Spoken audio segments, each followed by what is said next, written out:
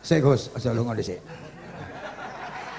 Iki wong semuanya sudah tahu sampean alim, menerangkannya enak, fikhan, wa usulian, wa tafsiran. Cuma mereka yang tanya itu, biyen belajar piye kok iso alim kaya ngono, ya kan? Nah, terangkan Gus, terangkan. Mati.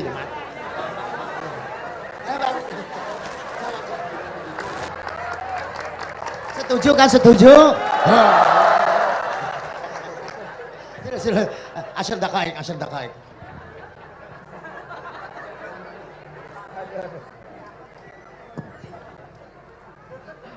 Andai kan pertanyaan itu ke Mbah Mun, mungkin jawabnya gurune sopo.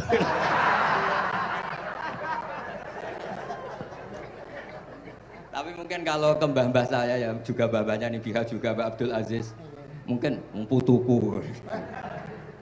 Tapi kalau saya ingin cerita tentang saya paling ya, aku sregep.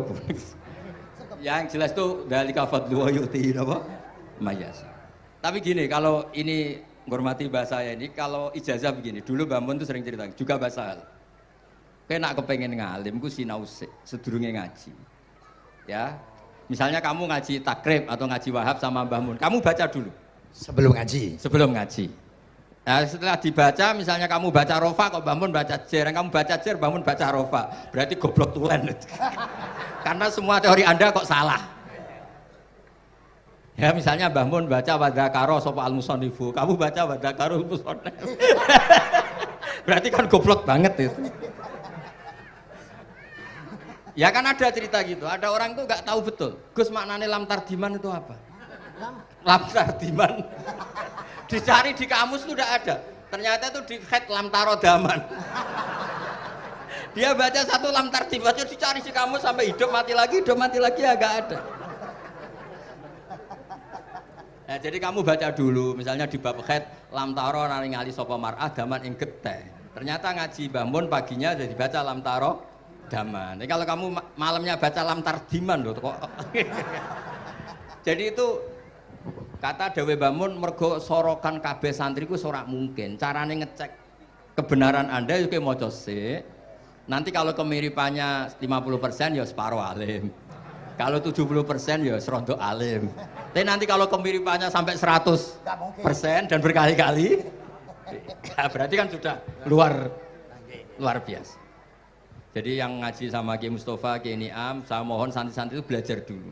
Biar bisa ngecek nanti guru saya baca kayak apa. Waduh salah ya Gus. Kenapa lah? Waduh salah. Karena kiai itu kalau salah ya mau ngalah. Ini ceritanya Mbah Mun betul. Ada kiai nggak tahu apa kakean mergawe kakean politik nggak tahu. Wal babi lan walang. Terus ada santri, kula gak ada makna kok lawang. Ya walang sing ning lawang cung. Mau ngalah. Terus watini lan wit alu. Gurune maca alu. Kula gak ada makna kok elo. Lah ya wit telu kena nggo alu. Tapi saya menangi kiai itu kalah sama santri itu.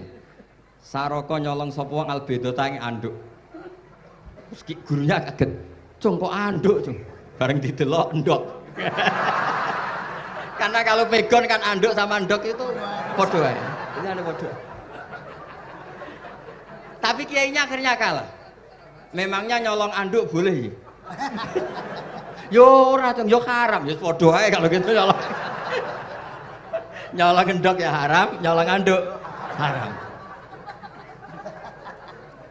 Lo cerita itu masyhur itu. Kalau cerita yang terkenal di Lirboyo itu kan ada santri dari Jakarta di kelas. Gurunya bilang Ja'a Zaidun, Zaid datang. Waro'a itu Zaidan, saya melihat. Si murid ini itu melihat pintu terus. Lama-lama gurunya itu tersinggung. Kamu diajari pelengahan nggak sopan. Habis Ustadz bohong. Lah kenapa bohong? Katanya Ja'a Zaidun, Ra itu Zaidan. Zaidnya mana?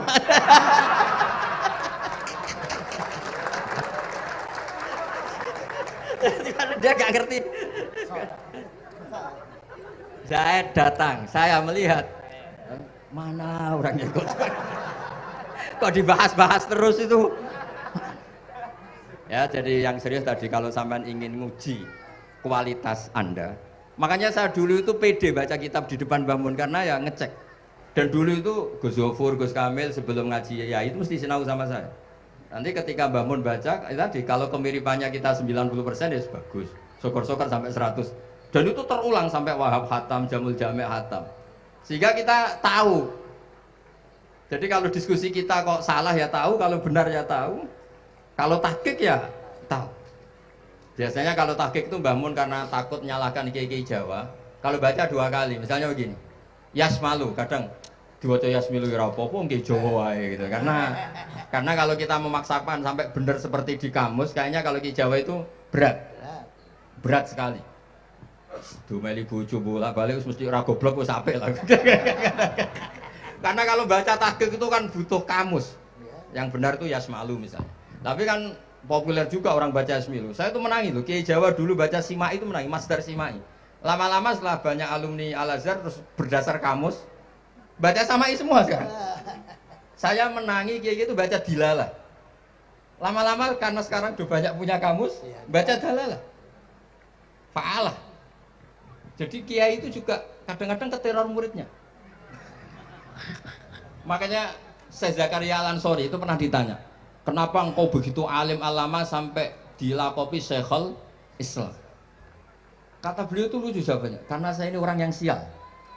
Saya dulu punya guru namanya Ibnu Hajar Al-Asqalani dan punya murid namanya Ibnu Hajar Al-Haytami. Kata beliau, dukik tu bena hajaro ini. Saya ini digebek 2 batu. Kalau mau ngaji takut saya minta ampun karena disuruh baca sama Ibnu Hajar Al-Asqalani. Kalau mau ngajar takutnya saya bukan main karena Ibnu Hajar Al-Haytami itu cerdasnya bukan main. Jadi kalau saya salah itu konangan. Akhirnya dia jadi orang sial tadi. Mau ngaji ya belajar, mau ngajar ya belajar. Makanya meskipun ini pernah sepuh saya tidak berani ngaji beliau. Wah mesti meriang saya kalau ngaji. Jadi yang terkenal alim-alim mohon ngajinya dikurangi ya, karena ini kasihan gurunya. Kasihan gurunya. Nggih, Bon cekap. Bon, itu catat ya. Sebelum ngaji baca dulu. Satu lagi, Gus. Sampean ketoke kayak desa kok kuliah. Kamu tuh kuliah? Oh, nggih. Pun dari belajar dari mana sampai kemana Gus jenengan? Dari Mondok sampai ke Jogja sampai Putih. Monggo.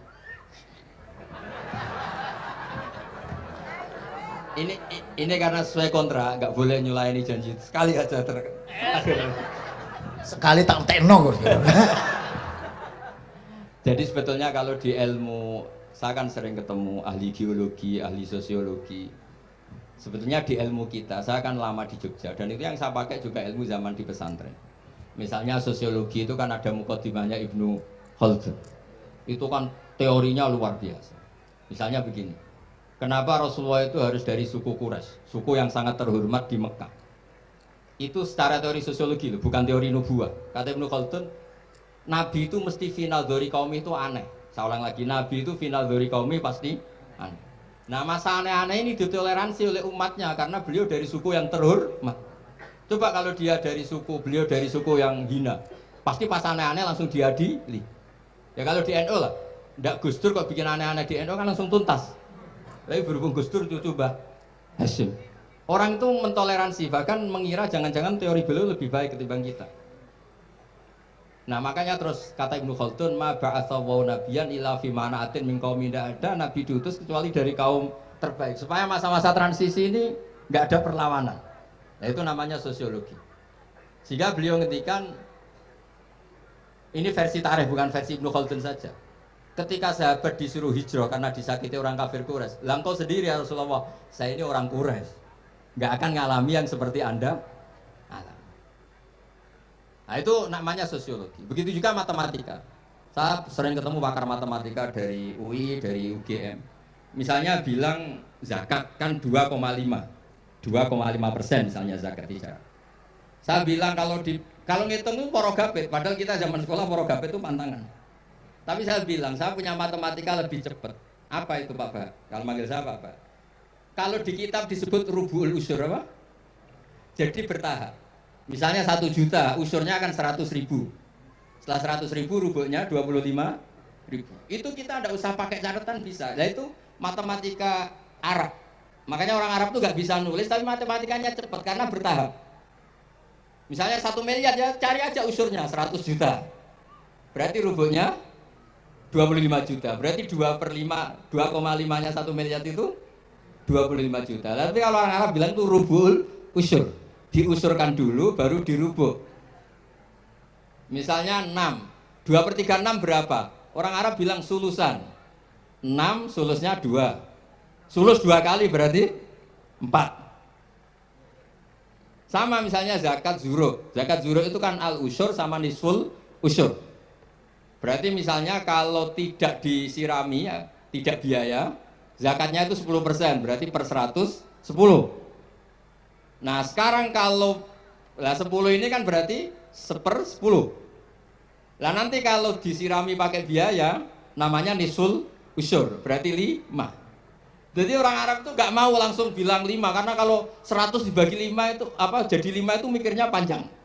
Jadi diusurkan dulu, terus nanti dibilangkan nisful usyur. Jadi ilmu khazanah kita ini sudah luar biasa. Nah itu makanya terus orang Arab kalau ngitung matematika itu udah usah tulisan, udah usah porogabit karena bertahap tadi. Jadi misalnya 2,5 bahasannya apa? Rubu'ul usyur. 1 miliar, usurnya berapa? 100. Rubuhnya berapa? 25. Nah ini semoga buatan ngingkari janji. Wassalamualaikum warahmatullahi wabarakatuh. Matur. Sebetulnya masih ada satu lagi, cuma ampun. Beliau adalah sangat hafal dengan nu'util masyayikh. Artinya sebutan, kenapa Imam Ghazali itu Syekhul Islam, Hujjatul Islam, kenapa Imam Anu Syekhul Islam, kenapa Imam Anu, sahabat Anu, ada Saifullah, ada Asadullah, itu biar ahli sekali, karena ini belum tuntas, jadi ya berikutnya insya Allah. Kita mentongakakan, ya Allah, moga-moga Gus Bah gelem kono ndonga. Jajal, dongane Gus Bah karo donga sampean mandindi kira-kira. Matur nuwun Gus, matur nuwun Sayyid, matur nuwun, sangat matur nuwun, sangat masya Allah. Niki jelas Gus Bah itu enteng, cepet, itu diterimanya ku, apa jenenge keterangannya cepat dan lain sebagainya cepat. Oh, enggak ada kayak yang jelimet. Tak kira, apalagi saya mendengar dianya saja nggak paham kok. Nah itu, nah, demikian matur nuwun, sampai kudu matur nuwun sangat wong sing lagi uzlah ora gelem, luar biasa. Kita hanya dawuh selanjutnya atau mohon Gus. Kulo sak sedulur, sak santri-santri nek pas jenengan donga pas uzlah njaluk ditungakne ngoten mawon. Nggih, mboten pun nggih. Sapa itu? Allahumma shalli ala sayyidina Muhammad wa sallim ala alhamdulillah rabbil alamin. Allahumma rabbana zalamna anfusana wa illam taghfir lana wa tarhamna lanakunanna minal khasirin. Allahumma ya Fattah ya khairal fatihin iftah qulubana washrah sudurana waj'al ulumana nafi'ah waj'al a'malana salihah waj'al dhurriyyatina thayyibah waj'al hayatana hayatan mutma'innah marzuqah salimah minal afat wal balaya rahmatika ya arhamar rahimin.